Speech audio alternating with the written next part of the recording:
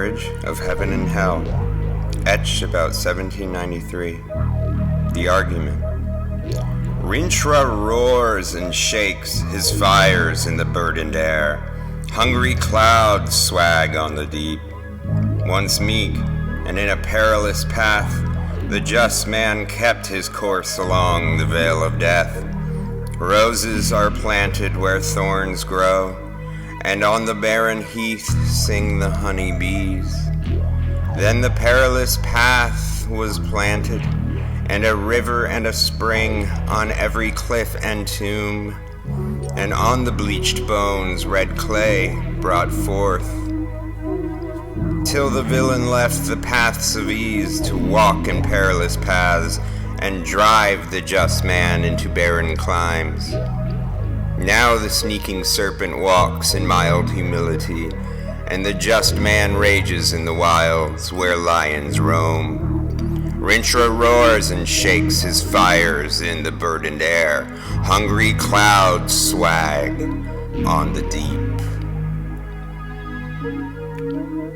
As a new heaven is begun, and it is now 33 years since its advent, the eternal hell revives, and lo, Swedenborg is the angel sitting at the tomb. His writings are the linen clothes folded up. Now is the dominion of Edom, and the return of Adam into paradise. See Isaiah XXXIV and XXXV. Without contraries is no progression. Attraction and repulsion, reason and energy, love and hate are necessary to human existence. From these contraries spring what the religious call good and evil. Good is the passive that obeys reason. Evil is the active springing from energy. Good is heaven, evil is hell. The voice of the devil. All Bibles or sacred codes have been the causes of the following errors. 1. That man has two real existing principles, viz., a body and a soul. 2.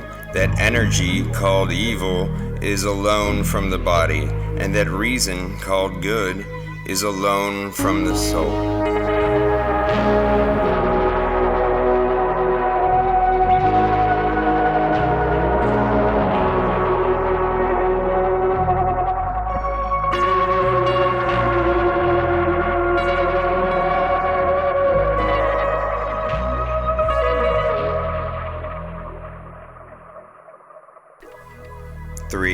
That God will torment man in eternity for following his energies.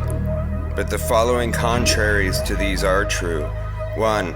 Man has no body distinct from his soul, for that called body is a portion of soul discerned by the five senses, the chief inlets of soul in this age. 2. Energy is the only life, and is from the body, and reason is the bound or outward circumference of energy. 3. Energy is eternal delight.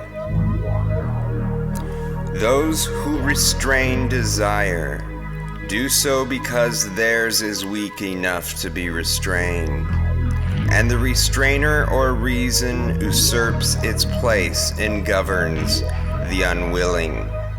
And being restrained, it by degrees becomes passive, till it is only the shadow of desire. The history of this is written in Paradise Lost, and the governor or reason is called Messiah.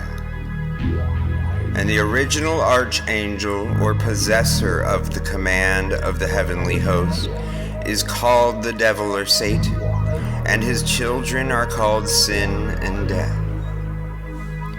But in the book of Job, Milton's Messiah is called Satan, for this history has been adopted by both parties.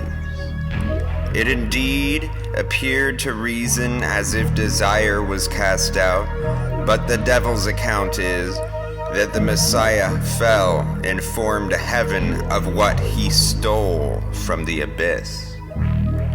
This is shewn in the Gospel, where he prays to the Father to send the Comforter, or desire, that reason may have ideas to build on.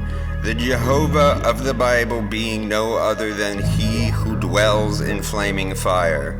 Know that after Christ's death he became Jehovah. But in Milton, the Father is destiny, the Son a ratio of the five senses, and the Holy Ghost vacuum. Note: the reason Milton wrote in fetters when he wrote of angels and God, and at liberty when of devils and hell, is because he was a true poet, and of the devil's party without knowing it.